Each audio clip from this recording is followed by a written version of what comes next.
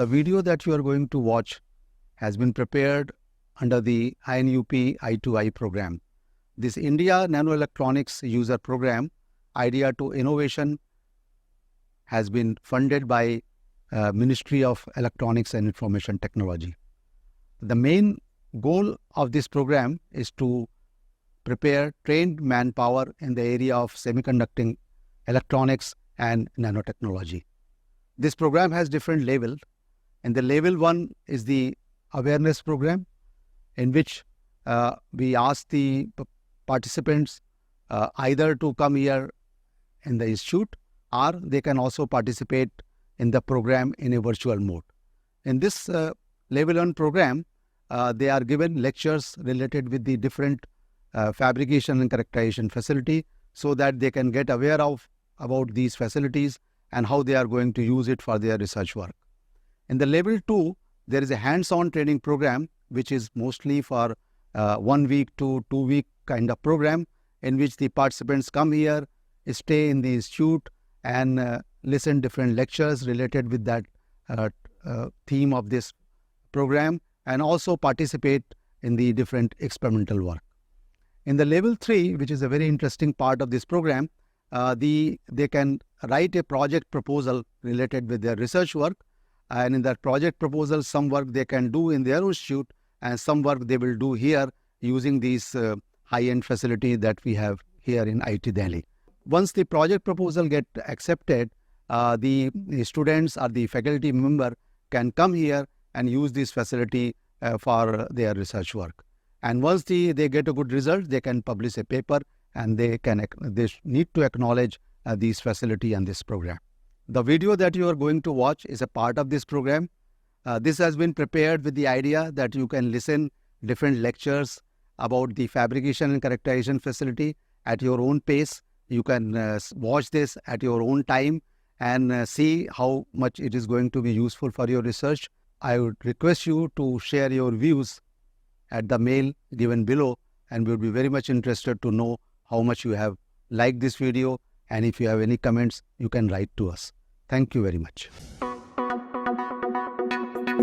Intent of this program is to just present an overview to the different participants from industry coming from different sector, so that need from the academia and industry is recognized to have the best policies related to improvement in research and manufacturing in India, which is current focus of today's time. For this particular session, as I understand, this is a vacuum technology and thin film deposition is the core theme for this second hands-on training. My perspective on this important topic, which is very centrally connected to the thin film and number of things related to these use of thin films. But to begin with, I'll just start with the basic idea about what is vacuum and what is the general perspective of this vacuum to a common person as opposed to an industrialist or academic community person. So if you understand this simple meaning of vacuum, for one extreme it can refer to a region where there is nothing. So it is complete emptiness, reminds us that there is no matter, and hence it's vacuum. However, this is a concept which is just not possible in true sense, and so there is a more relevant understanding about this vacuum, and this understanding refers to basically the quality of the ambient environment around us. So this second point actually directly relates this notion of vacuum to what is known as pressure. So pressure is a quantity which is directly indicative of the vacuum, and in this environment where currently we are breathing, all of you are aware that it is 1 atmosphere pressure. That means this environment has certain gas density, because pressure is nothing but it is the momentum transfer by number of atoms on a unit area as the incident per unit time. So if density is more, the pressure is more, and you can see that if you reduce the number of atoms of any molecules or gas which are here, you would see that what you are doing is that you are essentially trying to vary the vacuum condition. To the extreme side, you can see that if I try to make an experiment where I can remove the maximum possible gas density, it would turn out that it would be approaching to this emptiness. However, as I said, it is not complete.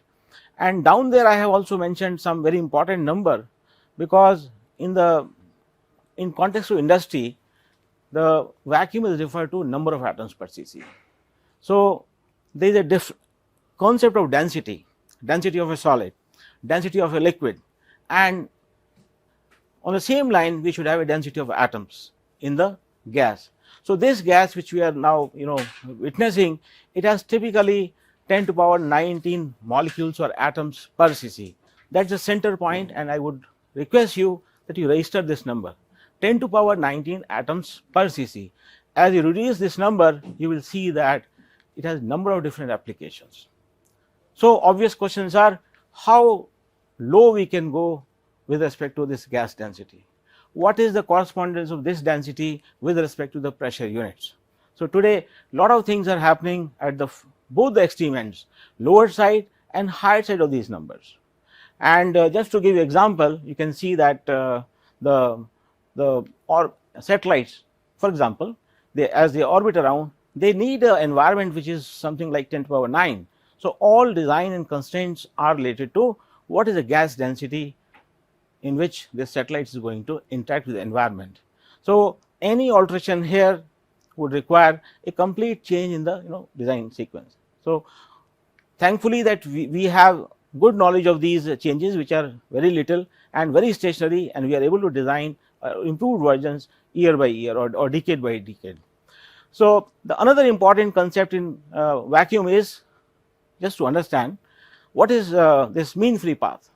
As I said, we have to deal atoms. So, obvious question that as these atoms are free to move, there is a collision between these atoms, and collisions are very important with respect to design of different equipment and application. And there are two kinds fundamentally, that is, the two atoms can approach and they can interact. Once they interact, they lose their history, they start moving in random direction which is not correlated with respect to their initial direction. So, that is gas collision. There are certain examples I have given just to again emphasize my point, and I would not pick up all of them. I just would like to tell you that how important respiration is to us. You see, our survival is, it's not possible unless we have vacuum in place. The ability to drink something, you cannot do this without vacuum. You have to bring a straw or a cup or a glass close to your mouth, and you create a local vacuum. The moment it is there is an upward force. So, it is so critical for us, suction in the straw as I just mentioned, and the ability to retain temperature for longer duration, higher or lower, again you need to have a thermal isolation. That means you have to cut down the conduction. The movement of atoms from one place to another, as they move, they carry heat from warmer region to the colder region. Okay. So, you can use this to develop this isolated temperature vessels, and then bulb, for example, or picture tubes. You can see that we cannot imagine our life without these gadgets. And likewise, all development in microelectronics, the vacuum is at the core of it through what is known as thin film coatings. So, these you can see that range of applications suggests to us that understanding of vacuum, production, measurement, control is very critical. Okay. For anything you develop, you need to have control on these things. Well, I just picked up some slides from my teaching schedule or lectures. I may not go to all the details, but those who are needing it, the PDF copy is available. They can approach Nakul, who is sitting here, and just request it. You can have the entire thing available with you. I have given certain references also in the beginning. In fact, in the next slide it would be there. One point I would like to highlight here, that the different materials, for example, water, ceramic, material, plastics, wood, they react to vacuum very differently, and when you have to design something, you have to worry about that what you are going to put inside the chamber, because of the different interactions of these objects with respect to a given gas density. This is very important, and you will see that to achieve ultimate vacuum, it is this main point which sometimes we are not careful, and we have to spend days, sometimes months, sometimes weeks to achieve certain critical vacuum. So, one has to be particular. The important point here is that if you want, you can make water boil even at room temperature.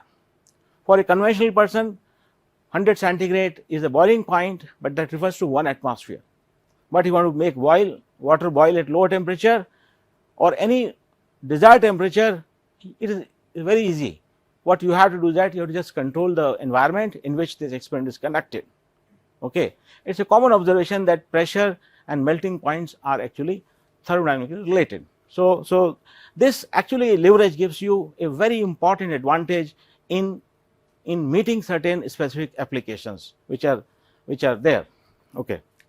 So again you can see that if you stop and think, applications are numerous, and you can see that I have talked about electronic industry, and then artificial vacuum for space training, this is important, and large accelerator. Today a huge chunk of money is being devoted to design accelerators, so that you can empower particles a very high energy, and it is only possible if you have the trajectory of the particles inside an environment where there are no interactions, collisions. So you need to do these experiments or developments in something like 10 to the power minus 9 or minus 10 torr. So you have to invest a lot of money, only then you can see those experiments or the consequence of those experiments which are very important for our understanding towards the new phenomena or developing new equipments to. And typically I just mentioned some number, few tens or few hundreds of GeV energy is possible to impart the various charged particles to interact with the system or to do some experiments. And then metallurgy. So the number of different purity and different kind of materials, their purity depends on their processing in the different environment. Astronomy, again you can think of that if you have developed a telescope, and the visibility that depends a lot on the kind of pressure through which this beam have to travel. Okay. So based on this, I just would like to present this outline of this talk, that I will begin with certain definitions. What is flow? As I said, we have to talk in terms of atoms, the movements. So from this perspective, whether it's a liquid or air, things are on identical footing. So there are some concepts which people from fluid dynamics they apply, and they are valid for gas also. If I ask you what's the difference between gas and vapor, so you may be surprised that it is hard to distinguish the two. Sometimes we say that these are one and same thing, but there is an important difference, and this difference allows us to define different things and different theories for the two. So in some conditions both have same meaning, but if you vary temperature, they have very different meaning. So the flow word is common, and fluid is also common for system of atoms, whether they are interacting closely or very weakly. So for gas and liquid, this is important. And then gas desorption from closed chamber, and this is particularly important because your vacuum pump, which has to remove all the time certain atoms from the small chamber, there is a big question from where the gas is coming. Once it is closed, why the vacuum doesn't come in 1 minute? Why the vacuum doesn't go to 10 to the power minus 20 torr? Why the gas density cannot be reduced to 1 atoms per cc? So if you ask this question, you have to break your head on this topic, the gas release from a surface. What decides on that? Because it is these things which you have to worry about in industry or in research, and to attain a degree of vacuum. Okay. Then I will talk about the measurement of vacuum. You may find it slightly very in the reverse fashion, but it is very easy to start with this, and then production of vacuum requires some detailed understanding, and then I will complete with the vacuum components if time permits me. But this part is optional because follow-up lab visit will expose you to different kind of components in different fashion, so that you can connect the things. And these are some of the topics, some of the references. where you can find the relevant things. Some old and new references are there, and you can just see them at a later stage. Okay. So, production of vacuum, I just give a one slight glance that you can use this 5 different routes to lower down the density of atoms in this environment. Number one, you can allow the gas to mechanically displace from this place to the, let us say this gate. So, you do it, it is a displacement. So, there is a push is there, and you can attain vacuum, and this is used in these kind of pumps, piston based or vane based, we call rotary pumps for example. Some rotation is there, and then you can also reduce the gas density by just condensing the gas atoms on a surface, so that their return path is blocked. So, if you allow them to condense on a surface, it means there is a production of vacuum also. That is one trick, and the cryogenic pumping systems are based on this. The third trick is that you can have a chemical reaction between these atoms and a surface, so that now there is a different solid, and it's solid, it stays there. So atom is not removed, it is there inside the chamber, but it works very fine. Again, these are two methods by which you can produce a very great degree of vacuum or low density of atoms. So, gas ion pump or chemical pumps are actually means of that. However, the noble atoms, they do not like to react. So, they will not fall in this trap. They will not also condense easily, because they are very stable, okay, and their boiling point is also very small. So, you need to have a very cold surface, only then you are able to do that. But then there are other tricks. For example, the trick is that you ionize them.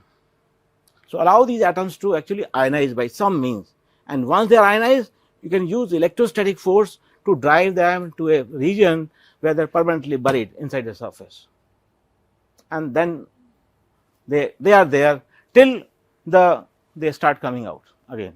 So, this is called sputter ion pump. So, these are the 5 varieties, and industry or academia, you will see the combination of pumps based on only these 5 tricks, no less, no more. So, this is the gist of the production of pump. And for the terminology, okay, this yellow thing highlights the 2 important points, that is, you have to use pumps, either of these, but no single pump is able to produce the ultimate vacuum in the range of 10 to the power minus 11 or minus 12 torr, which is the best vacuum. You have to use combination of pumps, because gas density has to vary from 10 to the power 10 to 10 to the power 15 orders of magnitude. No single trick works, because there are limitations. So, it is not easy or possible to cover those limitations in this lecture, but I will try to mention those limits, that what are the operative limits of these pumps. So, you have to use at least 2 pumps sometimes, and if you fail to follow those limits, you have to face music. You have to invest money, you run into problems, and one has to worry about. That is why training in vacuum science is very important. If you are a very good trained person, you would do a best job with the least efforts and with best properties, finish, or any properties of that particular application. Fine.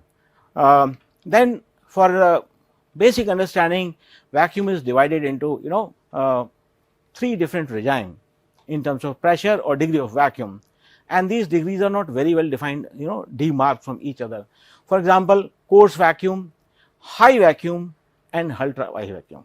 So, that 12 to 15 orders of range I mentioned. So, you have to high pressure, even coarse vacuum, and then intermediate is high vacuum, and then ultimately low is ultra high vacuum. In the next slide, look at this. So, as I said, you can see that 1 atmosphere is okay. Again, pressure is very interesting quantity, perhaps it is the only quantity which can be measured in again more than 10 units. No other quantity is there, and at atm, millimeter, torr, bar, psi, psi-g, and number of things are there, kgf and all those things, and the most popular being torr, millibar or atmosphere. In different regions, people prefer different language. Europe has different, they prefer and like that, for example. But you must know the correlation. 1 atmosphere is 1 bar, which is 1000 millibar, and this is equal to 76 torr, which is 76 centimeter of mercury, if you recall your school days. So, this 760 torr and 1000 millibar is a common point, and in terms of SI unit Pascal, we should not forget the SI system, there is another unit, and this is roughly 10 to the power 5, you can just register, that is 1 atmosphere. So, this correlation is very important, and Pascal is nothing but it is Newton per meter square. So, 1 millibar is, you can see that 3/4 of a torr.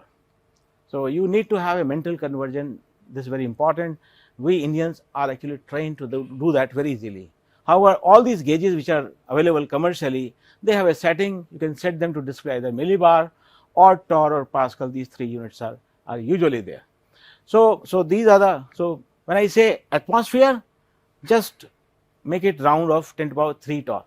So, it is not exact. So, let us say it is 10 to the power 3 orders of magnitude, that is why I came here. So, now you refer this table, starting from atmosphere to 3 order down is rough vacuum, and from this rough vacuum another 3 order is called medium vacuum, and put together these are called coarse vacuum, mota, and then you have a high vacuum, the lower than this 10 to the power minus 3 torr to minus 7, this 4 order of magnitude range is called high vacuum, and below this limit 10 to the power minus 7 torr or so, and 10 to the power minus 10, 11, 12, which is the best possible, is known as UHV, ultra high and vacuum V. And these are the some reference experiments or relevance of these different technologies with respect to these vacuum regime. Just treat that one atom is 3 angstrom diameter. If you do this, remember this, you will see that conversion is very simple. So, we can ask a question, well, how many atoms are required to complete a row of 1 centimeter? Just divide the 1 centimeter by those many centimeters which one atom would take. It turns out that it required 10 to the power 7 atoms to line up to just complete a step of 1 centimeter, and then you repeat it in the XY direction and the Z direction. So, you can find what is atomic density. However, this assumption means you are building a solid. So, how do you go from solid to liquid gas? So, for that let us use the experimental result. If you try to make a measurement of density of gas in this atmosphere pressure, it turns out the density of gas is 10 to the power 3 orders less compared to most solids, order of magnitude. So, directly if you can factor in this number a factor of 10 to the power 3 density difference, you can just find the density of environment at that pressure. So, this is very important. So, as I said, 3 into 10 to the power 19 are the gas atoms in the gaseous space, 1 atmosphere. If you allow them to touch each other, density would be 10 to the power 22 molecules per cc, something similar to Avogadro's number. Okay. So, please register those numbers. You can see that these are numbers, actual numbers of gas densities: helium, hydrogen, neon, air, nitrogen, argon, oxygen. Typically, you can see 10 to the power 3 you can assume, and you can just these are just simple tricks to convert the gas density to vacuum. Okay. I can also skip this slide. Basically, the slides suggest to you that if you change the pressure from atmosphere to all the 5 regimes, ultimate UHV, HV, boundary between HV and rough vacuum, and here you can see the number of molecules dealing are different, and what is the average distance between the 2 atoms on average, though atoms are not stationary, but you can still talk how far the atoms is. And you can see that it varies from, on the higher side, a very small distance 65 nanometer on average, to all the up to the distances earth diameter of the order of magnitude. This is the effect of change of pressure, and how many molecules are there, that is there in the top list. So, one important message from this slide is, read the last point. I just read out, below about 10 to the power minus 5 torr, that is high vacuum. Below about this critical number, most of the collisions of gas atoms are not with atoms. they are with the container walls. So, gas atom stops interacting the moment your pumping goes into a regime below this number. That means the mean free path concept, that is what is the average mean free path that a atom travels between two successive collisions, that is more than the chamber dimension.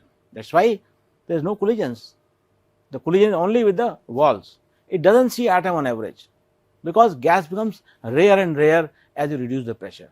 So, it is very less likely that there is a chance of interaction between two on average statistically. Please note that pressure is a statistical concept, it does not apply to single particle. There are collisions, but those are very few, we can neglect for most of the calculations, designs and all.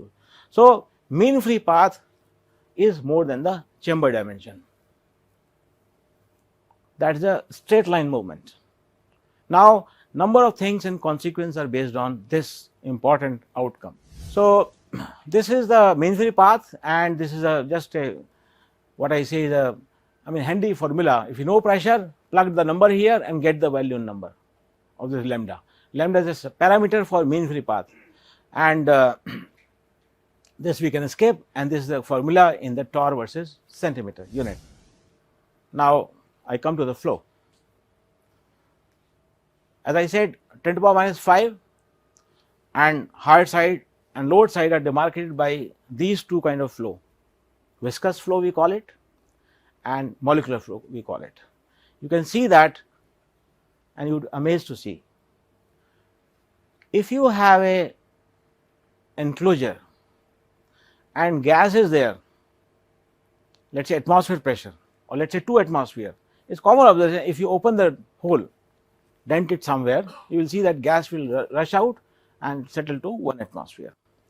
If you do this experiment, let us say at sub atmosphere pressure, the reverse would happen from other side, because the atomic movements is there and these atoms they push themselves just to settle to an average value, average corresponding to that table. So, any attempt of varying that, the system has a natural drive to correct, and there is a movement, and movement is through interactions. So, in the viscous regime, the atom-atom movements are important. If pressure is higher there and lower there, so the atoms would try to communicate to each other, भाई थोड़ा आगे हो जाओ, हमें जगह चाहिए. Like in a rushed system, we try to separate and be comfortable. Exactly in the same fashion, the atoms settle to any different environment once they are allowed to enter there at some average distance, so that energy is minimized. This region is called viscous regime, and atom-atom collisions are important. However, if you try to go to lower pressure, as I said, there are no interactions are there. Interactions are there only with the walls, and this regime is so interesting that if I ask you, how do you remove an atom at the center of it towards this port in molecular flow regime, you will see that it is not an easy task, because this atom, if it is traveling from let us say this end, it will continue to travel in the straight line to the other end, whether opening is there or not, it is not bothered. There is no push toward that side to go out and minimize energy, because there are no collisions. So, this reminds us that in this environment, though very high degree of vacuum is there in this environment, because pump is there, high pressure is there, but gas can move opposite to the pressure gradient. Gas can move opposite to the pressure gradient, and in this regime, gas will always go from high pressure to low pressure. So, there is a fundamental difference between the two regimes. We say molecular regime and the viscous regime. The moment you think about it, it turns out the surface plays a very important role in high vacuum or UHV, because you have to ask a question, once this atom hits at this point, what happens next? What happens next? Number of possibilities. One, the atom lands there and stays there before it is removed again in the air. Number two, possibility is that the atoms hit this wall and reflects on this side, or it can reflect on this side. How it would decide it? Whether it would reflect at 90 degree, 30 degree or 10 degree from surface. Is there any rule? These are the important questions. If we understand these things, then only we can design technologies or pumps. And in fact, there is a rule. Knudsen rule suggests to us that angle at which it would emit, it depends on cos theta. If you draw a normal to this, so there is a cos theta dependence of the emergence of angle. And then how rough the surface is, that would decide what is called residency time. This surface is, you can see there are some pores are there. Just treat this pore as rough surface. So, whether a molecule hits on this gradient or this gradient or the tip, you can see that direction would be very different. And roughness or local variation in the density can also have some adsorption, physical adsorption, chemical adsorption. A H2O molecule would like to retain there because of the surface tension and chemical reaction. So number of different possibilities physics is there, but primarily collisions, whether with the atoms or with the walls, this is a very important concept, and it allows you to easily predict the experimental results. Okay, that is the Knudsen law, that once it lands from top, the chances that it will be emitted at certain angle, that is cos theta, would decide the probability of emission. So, you can see that when cos theta is 0, probability is maximum. So, chances that it would go in this direction is maximum, and cos 0 is 1, right, and cos 90, the chances that it would travel in this direction is practically nil, right, and this again is statistical law. So, this is important. Now, this cartoon is very simple to appreciate one important point, that suppose this is a pump and pump is connected to a chamber here. Your job is to remove the gas atoms from here to here, but now you are in the molecular flow regime. So, atoms are not bound to move simply because of pressure gradient. As I said, they do not follow that law. It is a molecular flow regime. So, what they do is that they keep on coming at this port, or sometimes they miss the port. Imagine that there is a container here. So, only those would be found which can happen to travel in this duct, and once they move here, then again it can go back into the chamber. So, pumping depends on what is the fraction which is reflected in the forward direction, and you can see that this same molecule reflects here, goes here, goes here, goes here, and again goes back, and then at some angle it goes straight into this. Now, here your trap is ready, low temperature. Once it reaches there, it is dumped there till the temperature rises. So, this is basically capturing in the molecular flow regime. This is how pumping is done in the molecular flow regime, HV or deep HV or UHV. Now, why did I tell you the mean free path? Lambda, this size diameter of the pipe and lambda. If you just remember these two numbers, you can see that if lambda is less, the atom-atom collisions would dominate. If lambda is larger than pipe diameter, it is a system which is a molecular flow regime. So, immediately knowledge of pressure and size of pump, you can see that what you are dealing, and accordingly you have to design things, right. So, lambda is a physical quantity, gas parameter, the average collision distance between the two, and d is a pipe diameter, or it can be orifice also. In a big chamber, the port has certain diameter. So, mean free path has to be more than this in order to achieve ultra high vacuum. Okay. So, one important concept is conductance. Okay. Conductance, now this is something very fundamental, physical. I will try to give analogy also, so that you should understand the meaning of conductance. In context to electricity or electronics for that matter, what is conductance?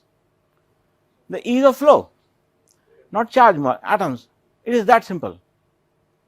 But next question is slightly difficult. On what factor does it depend? In vacuum, it's something you have to ask. ये question आपने viscous में किया है या molecular में किया है? Answer is very different. But fundamentally, you can see it requires correlating this conductance number to physical quantities. For example, if you are in the viscous regime, as I said, delta P or pressure difference is important. So, what is the pressure difference? P1 minus P2.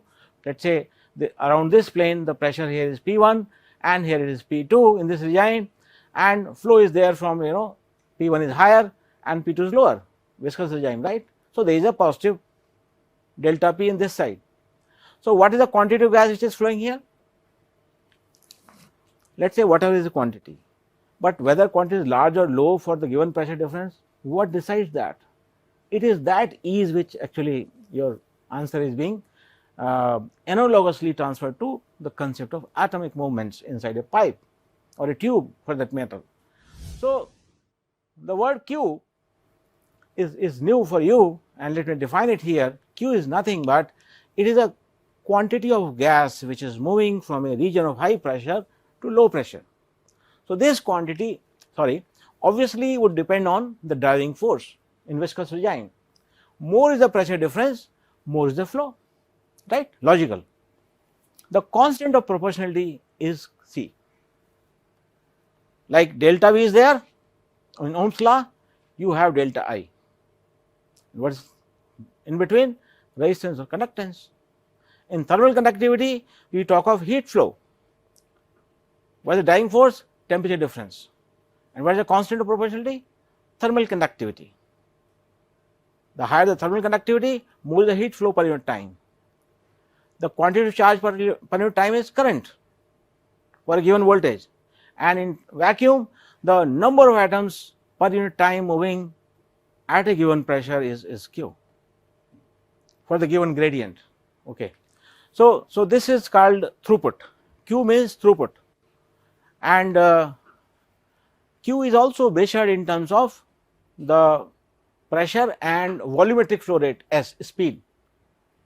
अब मैं आपसे ये कहूँ कि 10 litre पर second से एक flow है गैस का या फ्लूइड का, does it give you some idea about the quantity of Q? Absolute. At what density this flow is there? I am silent on density. So, flow tells me the velocity per unit time or the volumetric flow, volume per unit time, but which volume, at what pressure? So, unless I specify gas, the concept is meaningless. Unless I specify at what pressure it is moving, again it does not give me useful thing. So, if you multiply this flow liter per second by pressure, then it is a very special quantity known as throughput, and it is a conservative quantity. In fact, the dimension of Q is watt, joules per second. How many joules you need to spend in order to move certain quantity of gas per unit time is throughput, and interestingly it is related to pumping speed. So, जब आप market में pump लेते हैं तो आप देखते हैं मुझे किस स्पीड का चाहिए और उसको कितने प्रेशर पे काम करना है. So, the product of two decides the pumping speed and what S you want to pay, and the pump actually has a range. So, that is a Q here. Okay. The last definition in this flow concept is vapor and vapor pressure. The gas at low density is gas. The gas at slightly high density, it is better to call it a vapor. That is a simple difference. So, if you vary temperature, the reference changes. So, and then what is vapor pressure? Can somebody define what is vapor pressure? If I say vapor pressure of copper at room temperature, इससे क्या पता लग रहा है? What kind of information we actually obtain when vapor pressure of a substance is specified at a given temperature? बताएं? Yes, any guess? Pressure सबने सुना? आधे घंटे से मैं बोल रहा हूँ. What is vapor pressure? Vapor pressure means, now this is a concept of equilibrium. Let us say this table is made of copper, since I asked a question of copper. So, when I say copper at room temperature is this example, any object of copper can be taken. Now, how many atoms of copper are coming out of the surface per unit time at room temperature, and how many are going back into the surface because of the collision? This happens, that is why copper is there. So, at what rate they are coming out, that exactly equals the rate at which they are going out. If you vary temperature, the two rates will alter and again they would settle to a different number. So, when they settle, what is the density of gas atoms, in this case copper, just near the surface is called vapor pressure. So, every material depending on the bonding, अब उसके अंदर covalent है, van der Waals है, metallic है, it has a very different vapor pressure. Structure क्या है? So, vapor pressure means it is a saturated pressure of that gas systems in close proximity, where the solid or liquid for that matter equilibrates with the vapor or gas of the same substance at the same temperature. So, if you vary temperature, vapor pressure is going to rise, but the two would settle to some value and we say that it is equilibrium. Now, I did not mention one important thing when I discuss this equilibrium, that whether it is a closed or open. Ideally, this concept is valid only for a closed container, so that with time the pressure does not change. But suppose you put a pump here, what happens? This rate you are actually increasing, certain loss is there permanently. What would happen? With time this would be fully consumed, though at a very small rate, because vapor pressure काफी कम हो सकता है. But you can have a substance which has a very high vapor pressure, like indium for example. It just melts at 150 centigrade. Okay, so there is a tremendous amount of vapor tendency to come out of the surface, and if you just pump it over it and just maintain slight temperature, you will see that it will just melt. Desorption. Desorption कब होगा? जब adsorption होगा. This is a very important point. मैंने ये touch किया, आपको और हमें भी एटमॉस्फेयर में कोई इसका इम्पैक्ट नहीं है. अगर आप वैक्यूम में टच कर देंगे, आपका अल्टीमेट वैक्यूम एक ऑर्डर से बढ़ जाएगा, एक ऑर्डर से, और उसको आने में फिर 7 दिन लगेंगे. Because number of atoms I will transfer from my fingerprint on the object, it depends on what is the size of my fingerprint. How many atoms have been transferred? Your pump has a load now, and pump will only work when this would be available in the air. एक साल लगेगा उसे निकलने में. Problem compounded है, तो इसलिए gas का सोर्स पता होना चाहिए. सो you rightly said, gas is dynamically being removed from the chamber, but then gas is also coming from internal sources. Sometimes, for example, sputtering, you definitely put argon into the chamber to ionize it and just to have sputtering. So, that is also a load which is there because of application. So, your pump has to work continuously to remove those atoms. So, there is a deliberate load and there is a leak also. Leak is something which you do not want, but it is there because of incompatible welding or coupling. So, those are leaks are there. If you are expert, then you can fix those leaks. But if you choose wrong material, as I said, this simple copper example, if you use for example some material which has a higher vapor pressure, आपका vacuum आएगा ही नहीं. Continuously आपके पास एक ऐसी rate पैदा हो गई क्योंकि आपने गलत डिजाइन लिया. So, you cannot use any arbitrary material. Similarly, when the chamber is open, deliberately you expose the chamber to atmosphere. अब atmosphere में H2O भी है, water vapors भी हैं, और भी gases हैं, they are going to absorb on the surface. Now, depending on the roughness and the nature of the surface, there are some surface on which the gas is chemisorbed. Chemisorbed means there is a chemical bond between the surface and the atom, and it requires kilojoule per bond strength to remove it. Unless you heat them, it is not going to come out. The atoms and molecules adsorbed by physical means, that is weak forces, van der Waals forces, they can come out by slight heating. आप 40 वाट का bulb जला दीजिए, आप देखिए एकदम बाहर आ जाएंगे वहाँ. But the one which is chemically reacted or chemisorbed, it is very hard to remove. You have to bake it. That is why for ultra high vacuum, you will see heaters around. You bake to temperature something like sometimes 300, 400, only then ultimate vacuum 10 to the minus 11 comes. It's very logical, right? Because of the nature of bonding of the gas atoms on the surface. So, baking is a very important aspect, and now the moment I say baking, you cannot have anything inside chamber which cannot withstand 350 or 400. Every gadget, every wire, every fixture has to be compatible to the temperature. So, it is a costly affair. UHV is a costly affair. And if you design a product industry which requires mandatorily high vacuum, it is not a profit making thing unless the demand is extreme. Okay. For research, everything is affordable, because you may have a research which is a result which is sellable, and research funding is for that. NRF, for example, they have all sort of things. Why? Are we in business? No. We are in search of some phenomena or some materials or something which is not available. We want to investigate certain things in a very extreme conditions. So, those conditions are created with vacuum as one of the primary requirements. Okay. So, this is the answer of that question. The gas, it can come from the body also, permeation. It can diffuse from the body inside, which is trapped during manufacturing. It slowly comes out and at certain rate is coming. You cannot do anything unless you change the material. So, once you buy something, you have to live with this weakness. That is why you say, I want stainless steel 304, not 303, for this reason, because this is a perpetual load on your pump. If you work with a poor manufacturer or poor material or poor workmanship, because for example, leaks are there.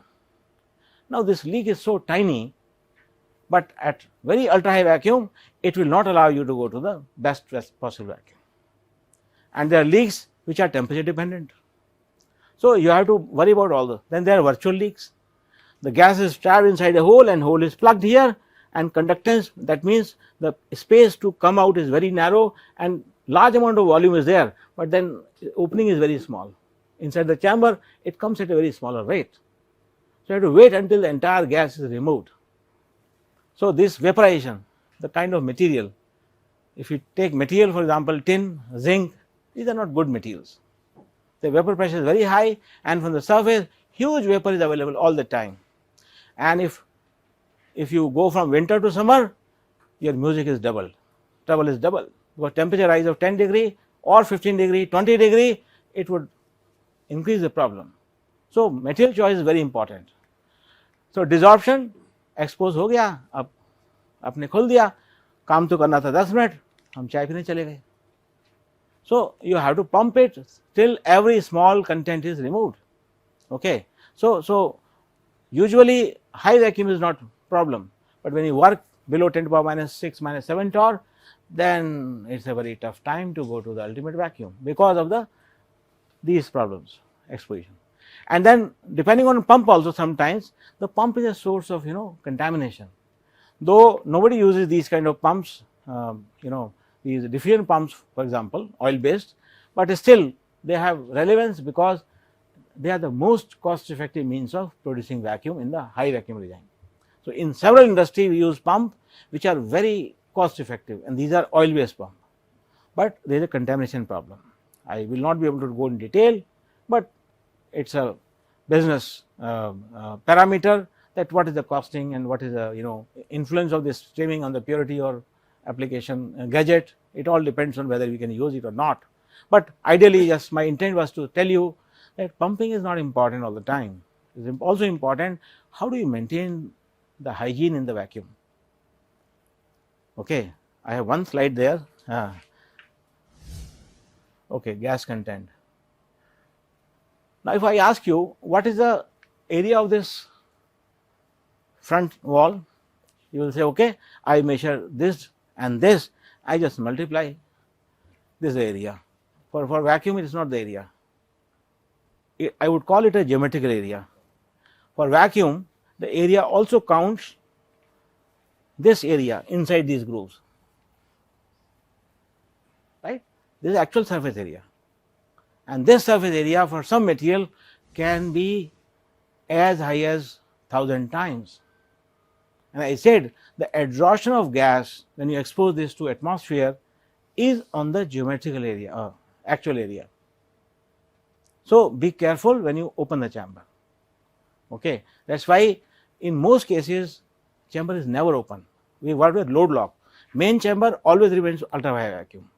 When you have to transfer a job into it, then you have an auxiliary chamber and there is a gate valve. So, when entry is made by opening the gate, here also it is a vacuum and here it is ultra high vacuum. So, momentarily the chamber is disturbed, but not to atmosphere. It is disturbed to the pressure inside the auxiliary chamber, which is already in 10 to the power minus 6 torr, and this is in 10 to the power minus 9 torr. So, that is called load lock mechanism. So, you do not open the chamber sometimes for a few months unless you have to attend to a problem or you have to change a target or something happens unexpectedly. So, gas content is important and one has to worry about. O-rings are used for high vacuum. What are O-rings? These are temporarily means of joining two flanges so that now it is airtight, but it is airtight only in high vacuum. O-ring is not a solid object, it is a polymer.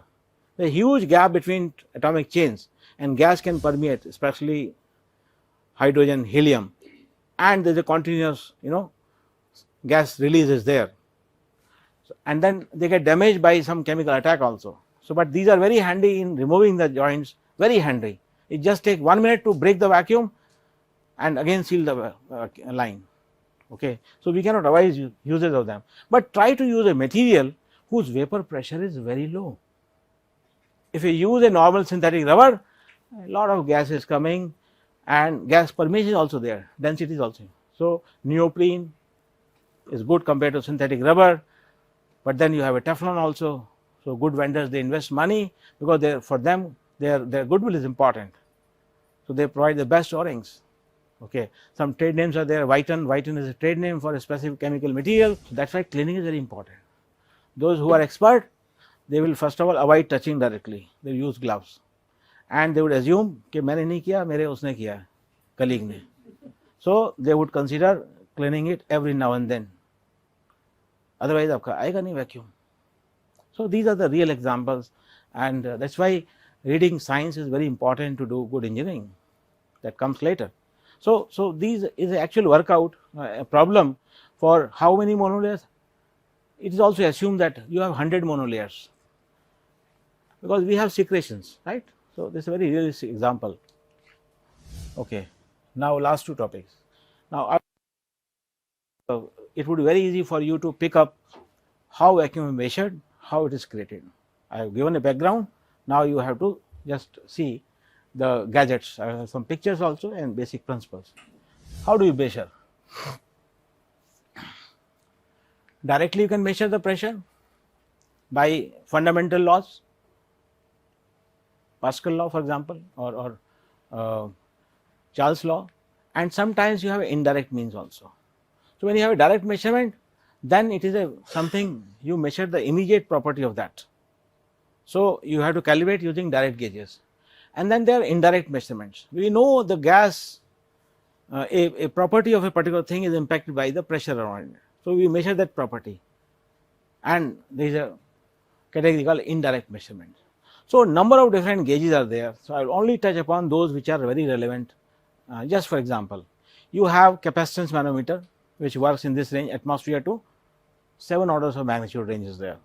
You have a manometer which is everybody know YouTube based, but these are not wide range manometers. These are only direct examples are there. Then metalloid gauge is something which is historically important and it works over 6 orders of magnitudes. But nobody uses direct gauge in laboratory or in industry. They are very cumbersome and they require very standard conditions. Temperature इतना होना चाहिए, ये ऐसा होना चाहिए, वैसा होना चाहिए. So just for coverage, I just put the slide. Let's come to the realistic business, indirect gauges. You have gauges which are called Pirani gauge. I am sure nobody in the room would not be knowing this. Pirani gauge is the most popular gauge. It works in the range of atmosphere down to about 10 to the power minus 2, maybe minus 3, depending on the design. And then two variations are there of this gauge, thermocouple gauge and Pirani gauge. I will differentiate the two. Then rotating disk gauge, momentum transfer. So, here is the physics and here is the name, conventional name, and then there is a third category. So, momentum transfer, you can imagine if I rotate something in vacuum and if I ask a question, how much time it takes to go from this velocity to that velocity? If I ask this question, what is the answer? The time of decay from one speed to another speed depends on the viscosity imparted by the colliding molecule on this rotating object. If vacuum is good, it would try to rotate longer, that may take longer time to go to that same referred decayed velocity. So, this forms a very important means of rotating this measuring pressure, and the beauty of this gauge is this most recent advancement that you can bake such systems to a very high temperature. इसको design करने में कोई ऐसा part नहीं है जिसमें आपको temperature का सोचना है. So, this can withstand baking of as high as 400 degrees centigrade, okay, and thermocouple will come to it. And then one gauge cannot measure all pressures, like one single pump cannot produce all pressure range. Similarly, gauge is also limited in terms of operation limits. If you have to worry about high vacuum or ultra high vacuum, then you have to use these kind of gauges, ionization gauges. Now, there are two means, hot and cold cathode, and this is the second popular gauge after Pirani is known as panning. Okay. These designs are not very complicated, and those who are good students, they can open things apart and they can repair every time whenever there is a problem. Our students have been routinely doing it, and they learn very quickly that if you are able to, if you have curiosity how it happens, then when problem is there, you immediately have confidence to open it and service at your end. So, panning gauge is the second most popular one, and if you want to go to UHV, then you have to use the very sensitive version, this Baird-Elpert gauge, 10⁻⁻11 torr typically, but you can increase the sensitivity if you work about the limiting factors.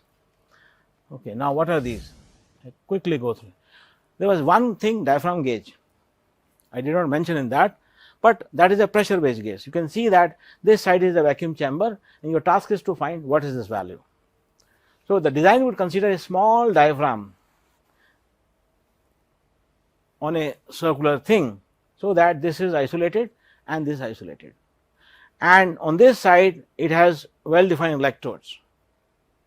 As the pressure is there, you will see that diaphragm is going to swing depending on the pressure gradient, and as it moves, the capacitance between the two would be altered, and capacitance is a quantity which you can measure very sensitively. So, this kind of manometers or gauges, they work over 10 orders of magnitude, 10 to the power 3 torr to 10 to the power -7 torr. So, and there is no rotation, nothing, there is no filament, nothing, except yes, there is a thin diaphragm is there. So, this is how, wow. So, as you asked, it goes through a port, that is it, the small gadget, apply it, that is it, and then on this side you have electrical connections, because you have to measure capacitance through a LC circuit, that is all. It is a tuned LC circuit at one frequency, and you can measure very sensitive changes in the pressure. So, this is called diaphragm gauge or the capacitance manometer. Panning, or sorry, Pirani, it works on one important property of gas, that is the thermal conductivity of gas is a function of temperature. If you vary temperature, it varies linearly. If you have a hot filament inside a vacuum chamber which is given certain power, and if you let us switch it off, you can ask a question, in what time frame the temperature would come down to some value. So, in these kind of gauges, you basically rely the resistance loss from a hot filament. Okay. I should not say resistance loss, there are two means of directly you measure temperature or you directly measure resistance, because resistance and temperature of filament are linked. Okay. But this change in resistance only there whenever the gas thermal conductivity depends on pressure. So, if the pressure lies in a range where conductivity does not vary, it would not work. So, you have two variations based on this property. One is known as the Pirani gauge, and what Pirani gauge is, that it is basically Wheatstone bridge. 4 resistances are there. These are 2 standard resistance. These are manometer which goes into vacuum, and these 3 are fixed and they are slightly apart. So, only one sees very closely whatever changes are there in the chamber pressure, okay. And the imbalance in the resistance because of the pressure variance around this would actually be a information about the pressure change in the chamber. And in the other variation, directly you heat a filament and put a thermocouple and you keep on measuring the temperature of this as the gas density varies. So, this temperature change or voltmeter, because thermocouple means it measures the millivolt, some signal, and that is equivalent to the temperature of this. Now, temperature of this depends on loss, and loss depends on thermal conductivity of the gas. So, as you vary this for a given power, the temperature read through the thermocouple is a straight function of pressure. So, these are calibrated. So, it directly tells you 10 to the power -1 torr, -2 torr. So, the range of this is limited and this can be extended by a good design down to about higher 10 to the power -4 torr. So, from 1 atmosphere to roughly about 10 to the power 3 or -4 higher, it is very popular gauge, and you can see it is not a, there is no rocket science in that. You should be able to open and service it. So, these are the two important things. They work on basically the property of the gas, thermal conductivity in this case, right, thermal gauge or Pirani gauge as they call it. So, the real picture of, for example, this slide shows a real picture of gauge. Now, this is the portion which would be fixed on the vacuum chamber through a quick fit coupling, so that you can detach it, or on a UHV chamber you have a metal to metal seal, so that the leakage is less, okay. And here you have electrical connection, so the plug goes here, then there is a controller, you can read, and all those things are there, okay. So, this is actual design, this is more illustrative, this thermocouple gauge. So, one of the filament is one of the arm of the resistance is actually fixed environment, and the other environment is depends on the vacuum inside this. So, this is connected here. So, this exposition is nothing but this one. So, any change happening in the vacuum is reflected through this opening to this resistance, not to any of the other. So, the bridge balance imbalance can be very sensitively measured. That is why this is more accurate than the thermocouple gauge. So, both designs are there. So, please have a follow up reading. So, high vacuum, both the gauges described earlier, they do not work as you go below 10 to the power -4 torr. So, what you do is that you ionize the gas is now very less atoms are there, and then you collect the gas atoms. So, ion current is then you can amplify also to have a sensitivity. So, ion current is an indication of pressure. So, I think that is sufficient for me to skip this aspect, and this is one picture where you can appreciate you have a thin filament is there center, and then you have a grid is there, then you have a collector is there, this V shaped collector. So, there, and then sometimes you have two filaments, एक खराब हो गया दूसरा चलेगा, and very costly gauge. It is a metal to metal seal because it is UHV. So, one simple, again this is about 3-inch diameter approximately. It is quite a costly affair, but it works in, it is required for measurement of pressure, and you can typically go to this limit on lower side, and you do not operate them on higher pressure because current is very large and you may burn the filaments and all those things, okay. So, you can calibrate these for different gas environment to read the numbers appropriately. So, this is a spin rotor gauge. So, panning gauge I missed in between. So, that is high vacuum range, typically 10 to the power -3 torr up to about 10 to the power -7 torr. There is a range of vacuum which is used maximum in the industry or research. You have magnetic field in this direction, you have two electrodes called cathodes, and you have a cylindrical anode. Gas is there. By applying something like 10 kilovolt or few kilovolts, you have a high electric field, and some stray electrons are able to ionize the gas. And as the gas is ionized, ion current is the indication of pressure. So, it is not a very sensitive stuff, no heating filament, nothing. That is why it is called cold cathode. Magnetic field is there, and filaments, but high voltage are there, be careful, and it typically is linear in the 10 power minus 3 to minus 7 range. Again, looking wise it is simple. This is a actual gauge. From here to here it is about 5 centimeter, and this again 5 centimeter or maybe 6 centimeter. So, directly you can see the O-ring is there, it just goes on the port, and this side you have a cable to have this kilovolt supply and also read out the current in the series, and this is a cut section of this. So, and this is another picture from Edwards. This is a vacuum system, pump is there just for demonstration. Some port is there, reducer is there, this size is low, this is higher, and then T is there. So, now you can see this is a small flange, so you have to have a reducer. This is a larger diameter, directly the size matches, it is directly put using one coupling here, but this size is bigger than this size of this penning gauge. So, you have to have a reducer. So, these are the components which you can see in the workshop, I mean after follow-up visit, and then you have a display control, whatever, you can change the units also, reader things. This is a spin rotor gauge, it is very simple design.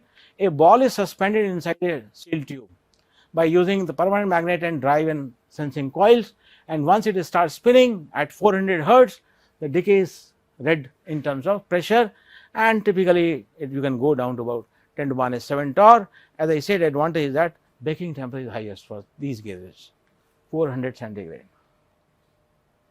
Okay, so last section, pumps. I have already introduced you the basic mechanism. I just go through the actual design now. It may take another 10 minutes from now. Okay. It is a physical concept. It is important to just spend 1 minute here. Change in amount of gas inside the vessel depends on your ability to remove minus the sources of gas going in. This is the most troublesome aspect of this problem. But if you do this mathematically, you will come to a formula which is very handy, and this is here. You can relate pressure to the ultimate pressure depending on what speed of pump you have and what is size of the volume, okay, in a given time. You can find the time required to reduce pressure from P naught to P, pumping speed S in a volume V. And if you calculate, it turns out my vacuum should come in 1 minute from atmosphere to, let us say, 10 to the power minus 9 torr with this speed, and it does not come in months. Why? Because second term leaks, and typical variation is like this, that from here to here the atmosphere 10 to the power 3, if system is not poor, it may just go like this. It does not go to lower value than this sometimes. Why? Because of not maintaining hygiene in the vacuum system, all those things. Okay. Now, you can see something, I just adopted from one reference.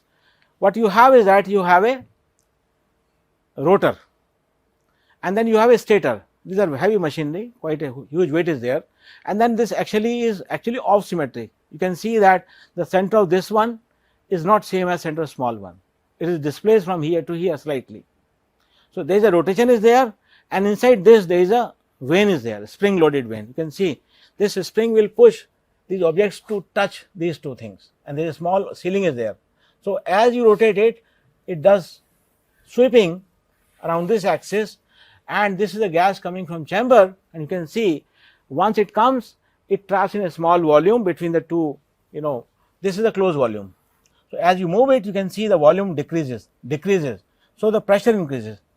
As this, now for example, this one is pushing this volume, and as I make it further, what happens is the pressure increases and this valve opens above a critical pressure. So, this happens depending on the speed and the quantity of supply.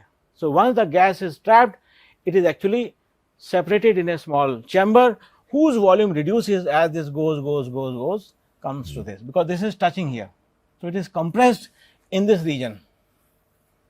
So, as this point approaches close to it, the pressure on this increases and it goes. So, this way you can see that continuously the gas is removed, and most pumps are designed with this, which have very high throughput. If you have bigger chamber, you have no choice but to sometimes connect two such pumps in series, two-stage pump we call, and these are rotary pumps. They work on this rotary vane mechanism. So, the most important problem is there is a wear and tear at this point. You need to replace the vanes. These are very high wear and tear resistance material which are used here, and replacement is costly. You open entire things, and for a two-stage pump sometime repair is as costly as about 1 lakh or so. But once you buy it, they are there for 3-4 decades. We are using pumps which have been purchased 40 years back. These are there, and that is a trademark of their manufacturing. Okay. So, rotary pump. I can go to second one. This is again cut section. Entire thing is submerged inside a oil. So, this oil is made to actually reach at this point for a lubrication at all the time, and once this oil is removed, in fact the oil is there until this point. So, there is a rush is there and gas is exhausted from this. So, oil, you have to maintain the temperature of this.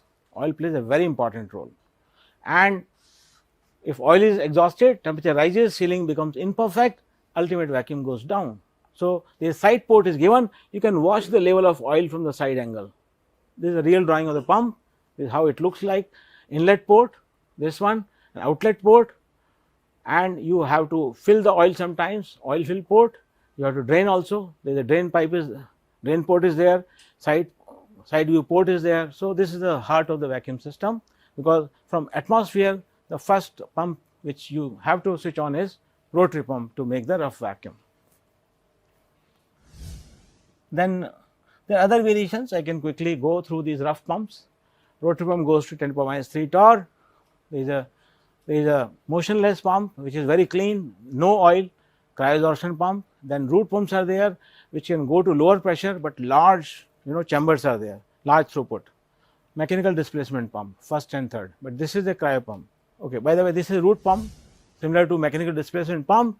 Here two 8-shaped lobes are there, they rotate synchronously, and as shown in the diagram, the shaded region is compressed 2 times in one cycle and exhaust port is there. So, gas is pushed from this side, so they move in a synchronized fashion, so that gas is moved down and it goes out. So, these are high Q pumps, wattage is large sound is there, but sometimes gas load is larger. So, these are used. So, the single pump can take you sometimes from atmosphere down to about 10⁻⁴ torr easily, but they are not common in research lab because of the low throughput requirement. These are silent pumps, no sound, nothing, very clean pumps. So, what you do is that these are basically charcoal bottles. You can see that zeolite powder is there, nano powder, large surface area. You cool them to liquid nitrogen.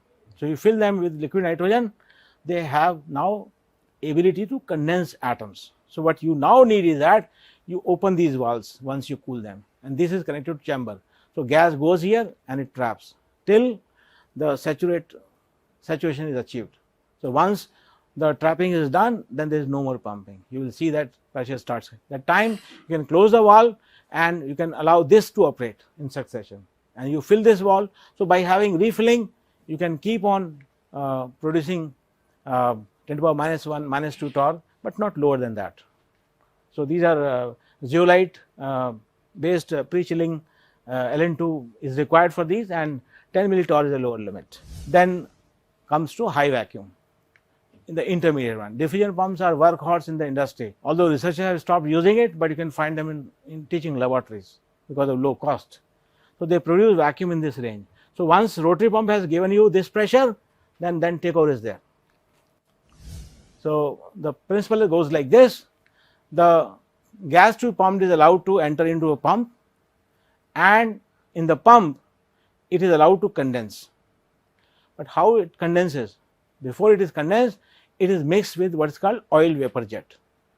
So, gas is deliberately mixed with the oil vapor, and this momentum of this high speed oil molecules imparts a directional velocity to the pump gas to condense at some place. And once it is condensed, then there is a rotary pump connected to the exhaust port. It will try to throw them out to the chamber. So, it is basically principle. Now, since oil is used, there is a good chance that this oil goes in the chamber, and it happens if you are not careful. And then oil has to separate also, so that in a cyclic fashion it is available in the form of jet, and again this happens continuously. But this diagram displays a very important cyclic steps on which diffusion pump is based. Now, how or what happens inside the pump? Okay, this is just a picture so that you can appreciate. This is a diffusion pump. So, you have a small container, some 100 ml or 200 ml oil is there depending on the size of this. Usually 100 ml high quality oil is there, then the heater is there. So, it is made to boil, and as it boils, inside this some jets are formed, and these jets strike on the top portion, and top portion gas is allowed to come from the chamber. So, they mix, and there is a cooling is there. So, condensation happens on this, and gas and oil they mix together, again they are separated, and gas port is there. You can see rotary pump is connected. So, separation is there at this point, oil goes down, and the vapor and the lower part at high pressure is sucked by the rotary pump, and this happens continuously. So, if the jet action is not appropriate, then the oil can go into chamber also. If the design is not good at this point, the jet can also leak into the chamber. So, number of different things are there, and most accident occurs with these kind of pumps. So, that is why a good amount of understanding is required, but then in industry they are not used much if you have a finer job too. But if cost is less, most cheapest pump, you can spend very few amount and get this pump handy. Okay. So, the same rotary pump can be used, in this section to to have a rough vacuum. Once rough vacuum is obtained, close this valve and open this valve. So, now rotary pump is connected to this backing port, and this pump only starts at 10 to the power minus 2 torr of this. If you open it, oil will trouble you. Okay. So, this is a combination of this. I think that for me is sufficient to move to the next pump. Well, this is quite illustrative. Inside this thing, it is these kind of structures are there. Okay. So, oil container is there. This is a port at which this pump is connected. So, and these are 3 jets. Inside this you have these cups are there. So, oil comes in the vertical direction and it emanates from these holes, and on the top you have this cap. So, you have 1 stage, 2 stage, and third top cap is there. So, there is a shower, jet shower is there, oil jet, and gas just diffuse into the shower, and then it has a forward momentum, and on the wall of this there is a condensation. So, the oil and vapor comes, and this port rotary pump works the rest of the job. So, you can see these are the jets. So, oil gas molecule and vapor molecule, they mix and they condense and they come, and then again boiler is there. So, this cycle goes and gas is pushed to this one corner, and rotary pumps take care of that. Okay. So, then their properties, what kind of oil. So, ultimate vacuum depends on the money you spend on the oil. If the oil vapor price is higher, that would be the limitation of the. If you can spend more dollars, you can go to 10 to the power minus 8 torr. There are very good brands of oils are there, silicon, Dow Corning oil, and all those brands are there. It depends on what is the vapor pressure of this. Turbomolecular pump. As I said, you can also impart momentum by a fast moving objects, and these are called turbomolecular pumps. The guiding principle is this only, that is here. So, the gas which is to be pumped is made available at the entry port of the pump, and you can see blades are there. Can you see the blades? These are stator blades, rotor blades, sorry, and between two you have a fixed this.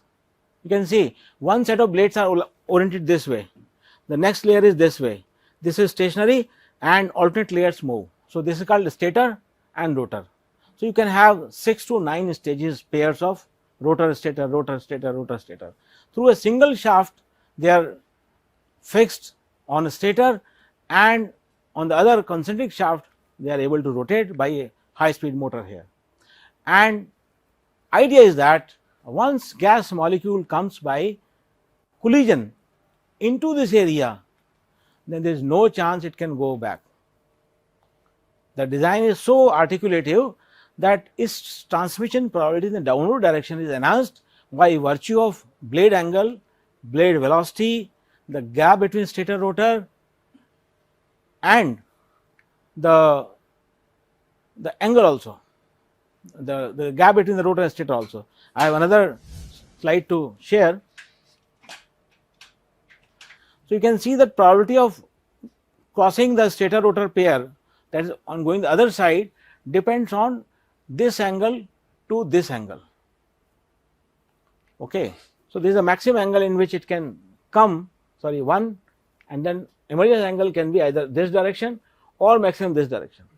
So, since 3 is large compared to 1, so there is a forward probability is larger, and the one which is approaching from this side, you can see for this side this is a wide angle and emergence exit angle is less now. So, there is a less chance that it can come back. So, there is a overall it will go to that side. So, that is the design aspect. So, this is, you can see that blade widths are changing, rotor stator, and gap is there. So, oil lubricated, magnetically levitated, number of things are there. It is an amazing masterpiece of mechanical engineering. You invest one time and you enjoy rest of the life for 15 years solid, if you are careful. They use pumps which has lasted for about 20 years, and there is a good amount of technology which has advanced, and very efficient pumps are there. You can go to 10 power minus 10 torr if you maintain the hygiene and maintenance, oil and all those things. Okay. So, this graph tells you one important thing, that this pump is only good for heavy gases. It is not able to pump effectively low atomic, because momentum is important and importantly the arrival rate is important. Atom has to arrive. Okay. Arrival rate depends on mass also. So, then dependency on the molecular mass is there apart from temperature. So, you can see more details in the slides if you wish. And last is the UHV, ultra high vacuum regime. There the pressure you have to deal is 10 power minus 9 torr or minus 12 torr. So, cryo pumps are one kind of pumps which can start from 10 power minus 4 torr or minus 5 torr down to about 10 power minus 11 torr. And then getter iron pump, spur iron pumps, you should not operate them above 10 power minus 6 torr, because their life is limited. You better run these pumps once you are in 10 power minus 9 torr. Otherwise, you have to do a lot of cost investment in these pumps. So, what are these? Basic principle I have already mentioned. Cryo means low temperature. You can read through, but you come to the design. Okay. So, in the cryo pump, what happens is that there are 3 temperature zones are there. This is the entrance port, vacuum chamber is here. So, first set of water cooled stages there. So, since it is water cooled, maybe slightly low temperature could be there for water. So, all the condensable gases like water vapors, they directly come condense here. So, they are removed from the gas phase by condensation. Those which are not able to condense, they are actually, some of them depending on the angle of emergence from surface, they happen to go below this surface, and once they go there, then there is a low temperature surface which is second stage, let us say 70 Kelvin. Okay. Because some device is there to cool these stage, and then there is this cane is there, you can see entire thing is, this is 4.2 Kelvin, this entire object mass is 4.2 Kelvin. So, most of the gases are condensed on the top of these surfaces. You can see that there is a thick particle. Now, neon, helium, hydrogen, they cannot condense unless you go to below 20 Kelvin. So, you have to reduce the temperature of this entire object to 20 Kelvin, and mind that the body of the pump is 300 Kelvin. So, if you calculate the radiation loss from the warm surface 300 Kelvin to the low temperature 20 Kelvin, there is a huge amount of heat loss, heat load on the pump. So, you have to have a vacuum insulation around this, otherwise you cannot cool to that low temperature. So, this is again a masterpiece, and it is so designed that within 90 minutes you can reach about 4.2 Kelvin on this stage, and once it is 4.2, hydrogen condense at 20 Kelvin, neon also condense, and at 4.2 helium also can condense, but usually temperature is limited to about 10 Kelvin. So, to have better condensation you have this. So, this is first stage, this is second stage, the third stage is these are reverse labeled. You can see that there are some atoms which are condensed on the bottom side. These are helium atoms because they require low temperature.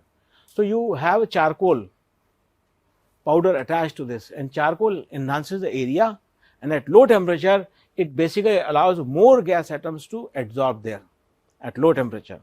So, that is a stage which is only receiving flux of helium, and helium is difficult to pump and it is pumped by this. So, by maintaining low temperature you can see gas is not pushed out, it remains inside the chamber, basically in the pump which is connected to chamber, but once it is saturated then you have to isolate the pump and remove this gas to the other port. So, you have to what is called regenerate. It is not a continuous pump in the sense that on kar diya karta rahega, no. So, depending on the gas load it may run for a month, but if load is higher you may have to regenerate after a week. So, our cement industry this uses a lot of such pumps, cement industry, powder industry, there are number of pumps which are connected, and also in accelerators, because they easily give very good amount of lowering of pressure, and maintenance is there, and helium is used for so it is a closed cycle helium pumping system basically used for pumping. And lastly, and this is the inner view of one such pump, you can see fins are there, top stage, and then this is a stage on which argon, oxygen they condense, and nitrogen also, and then the three gases neon, helium and hydrogen they condense on the lower inner side of this. So, inner side has charcoal layers, basically powder is there, and this entire thing is cooled by this gadget, and from outside this looks like this. So, you can see the top stage from the top flange, and this compressor is there. So, helium expansion is there, that is why this cooling is obtained on this. So, this is something from mechanical engineering which is used here. So, you can read through it if you want, and then I should come to these are some couplings you can see in the lab. These are metal to metal seal for UHV. O-ring based seal if you use, you cannot obtain vacuum better than 10 to the power minus 8, you cannot go below that. You have to work with metal to metal seal. So, this is a UHV pump, getter ion pump. As I said, if you can allow the gas to react and form a compound, so the solid remains there and from the gas phase it is removed. So, what you do is that you take a filament for example of titanium and just pass a current through it, it would become red hot, so much so that it would evaporate. So, on the cylinder you have a layer of titanium which is formed, and this titanium is a very good chemical reactor, it eats up every gas except helium. So, all gases are actually allowed to react, and immediately there is a titanium nitride or oxide or carbide, sulfide, whatever, but then once it is used then again pumping stops. So, at some rate the titanium is made available. So, that way layer by layer is there, and this is how the pumping is done on the surface of the freshly available titanium, and hence the name getter ion pump. Okay.